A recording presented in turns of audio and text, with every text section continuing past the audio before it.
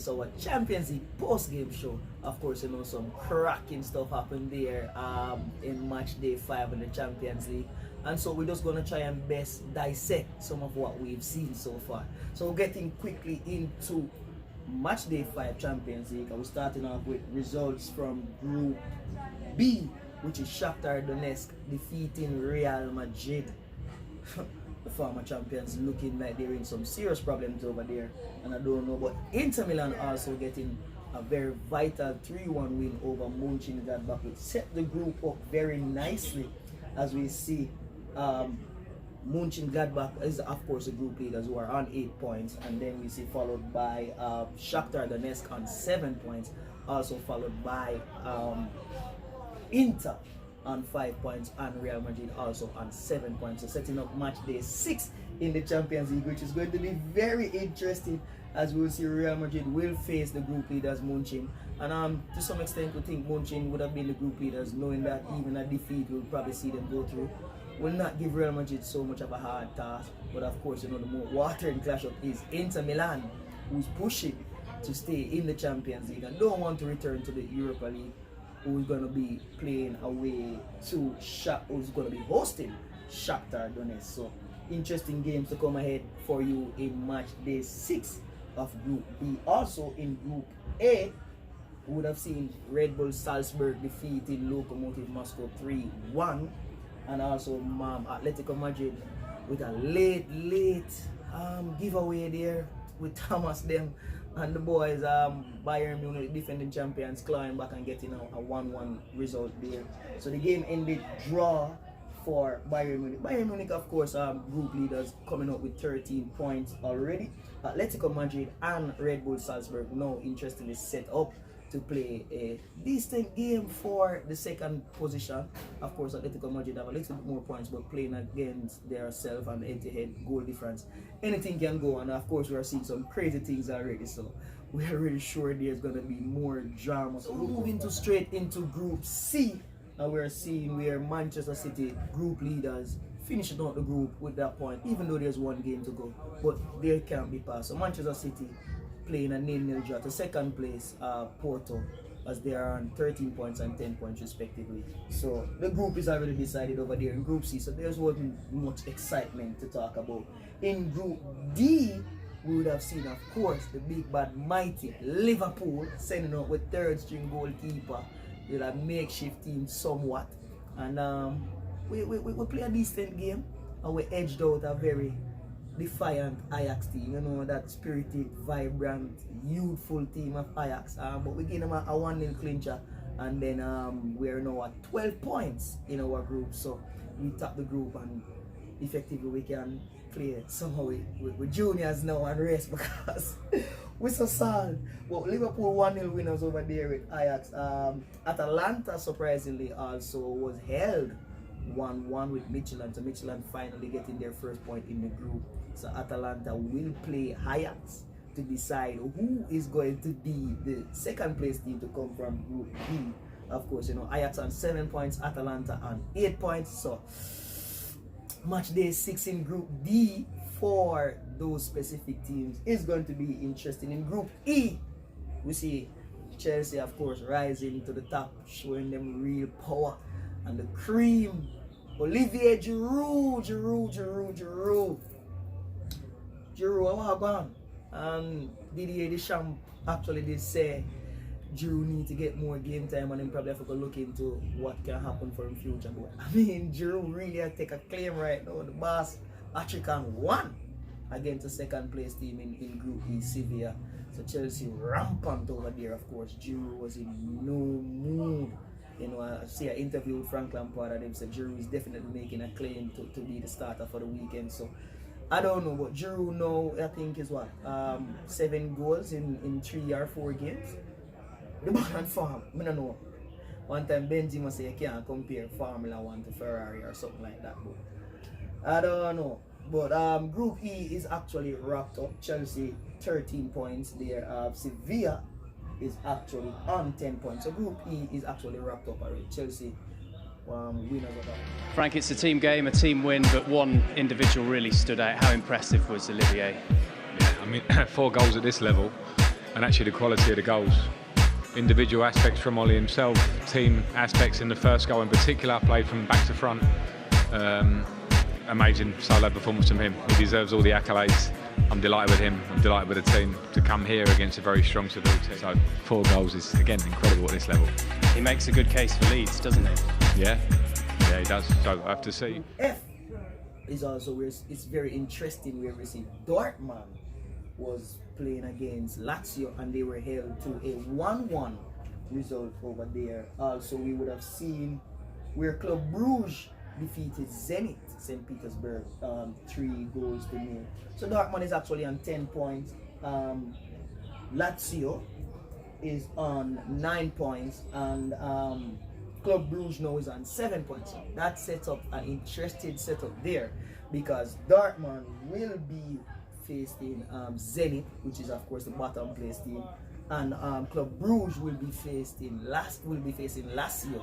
So given the points tally, Dortmund on 10 points, Lazio on 9, and Club Brugge on 7. Second place is going to be critical. Dortmund will just have to avoid defeat, and I think even a defeat for Dortmund will still virtually ensure that they go through, because they're on 10 points and the other two are one on 9, one on 7. So if my math serves me right, based on process of elimination, if one get 3, one will get 0. If one get 1, one will get 1. So Dortmund is true, and so the more water and clash up is definitely for Lazio against Club Brugge. So that is it. We're going over to another brain buster group, so stay tuned. G, we're back with Group G, and of course, you know, Group G would have been wrapped up by Barcelona, 3-0 winners in their game. Also, Juventus, the second place team, 3-0 winners. Barcelona, incidentally, rest the GOAT for the second game straight in Champions League, so he was a no-show there. And Barcelona is also the only unbeaten team in this year's Champions League, or the only win record team, I should say. I wouldn't say unbeaten team. So they have not dropped any points since the start of this Champions League. So I stand corrected there. Juventus on 12 points, Barcelona on 15 points. The group already wrap up. Now, interestingly, know that Ronald Koeman would have said that the GOAT needed some rest. Now him get the rest. Now we're going to play Cristiano Ronaldo's Juventus. Will you play Messi? What will be the sense in that playing Messi in that game, knowing that, you know, will it be a marketing tool? I don't know. But for me, you know, our little coaching background, I would think it doesn't suit me for my team personally. We're already through. I don't need to play him. I've already rested him for the last 2 games. I think you want to get Messi hungry again to see if he can push on into the round of 16, the quarterfinal. That's when you really want him to have that drive. So for me personally, it would be very good to see from a marketing standpoint, Cristi against Messi. However, if you're looking at the team, when you're looking at rest period, and you're looking at a whole lot of things, Messi just can't play against Cristi. I don't know, but for the box office, it's gonna look good. And of course, you know, Juventus is my official B team, so you don't know. I'm not Cristi, I'm a ball about. Yeah. Now, people, we're just going to dig deeper into the group, the final group of our Champions League post-game show, which is Group H. Yes, which is Manchester United, PSG, Red Bull, Leipzig, and Istanbul. Where can we start? Manchester United had the group, I think, in their favor. They would have defeated PSG, and so they stand a very good chance based on the head-to-head right there. So coming into this game against PSG, even a loss shouldn't really have affected Manchester United. However, what they did is that they went down to Istanbul and they lost, giving that team their first ever win in a Champions League game. And so I think that 3 point is now, it was actually proven or looked upon as a massive 3 points drop, and now it's being proven that it is really and truly a massive 3 points drop, because now the group is so tight. We have Manchester United on 3 points, PSG on 3 points. And we also have, who's the next team? Red Bull on 3 points. On 9 points. Where am I saying? I'm saying 9 points, people. So again, from the top, PSG 9 points, Manchester United 9 points, Red Bull 9 points. And so the only team, which is Istanbul, is on 3 points. So they nothing there for them.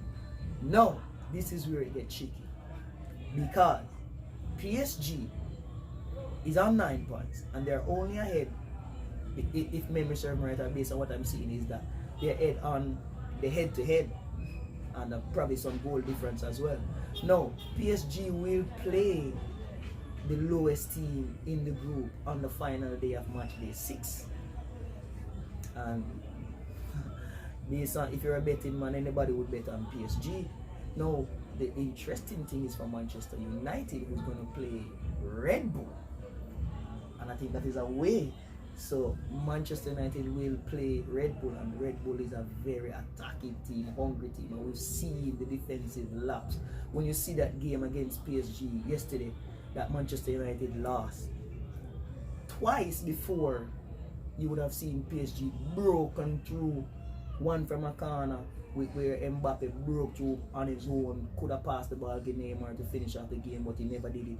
And then it happened again with Neymar from a throw-in all the way down into the Manchester United, into the PSG half, almost 10 meters away from the 18-yard box. A throw-in, they conceive a throw-in, and somehow you allow Neymar to turn, defeat 3 players, release a ball 40-50 yards, and then Neymar on the sprint reach in the top of your box, into your penalty box, in your 6-yard area, to come finish a tap-in. It for me, as again, my little knowledge as a little coach or a man who understand ball, it's just sloppy, and at that level you can't have that. It just goes to show that the level of concentration and focus on the Manchester United unit, frankly, it's unbearable, you know. As a Liverpool fan, we love it, of course, but as fans, as you want to educate yourself and learn how the game, there's very few things that can show a setup or a group of youth to say, listen, this is how we want to defend from a corner, this is how, even though we are pushed for the goal, we want to have the balance and all that. So it was just unbearable. And I mean, when you listen to the comments of the manager, matter of fact, listen to him. Ollie, what do you make of that defeat? Well, it was a very good game of football, which deserved fans, first of all. 2 teams. When you see the team sheets, you think there might be goals in this game, because there's loads of attacking talent, and I don't think anyone were disappointed.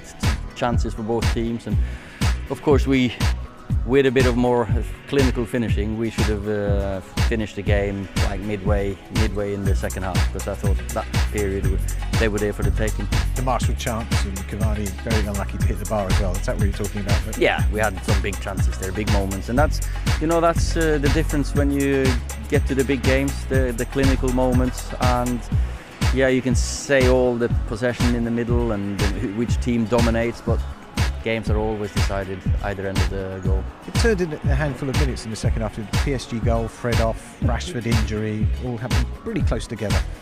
Yeah. But that's tight in games like this. And if Marquinhos had bigger studs on, he would have been offside. That's a marginal decision as well. So sometimes it's you can't really put your finger on what's the deciding factor. Today they would have looked at better team because they scored.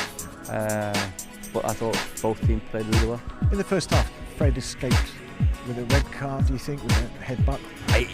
Fred shouldn't put his head towards him. I don't think he touched him, but you don't do that. So he's a bit lucky. Yeah, it's either nothing or a red card.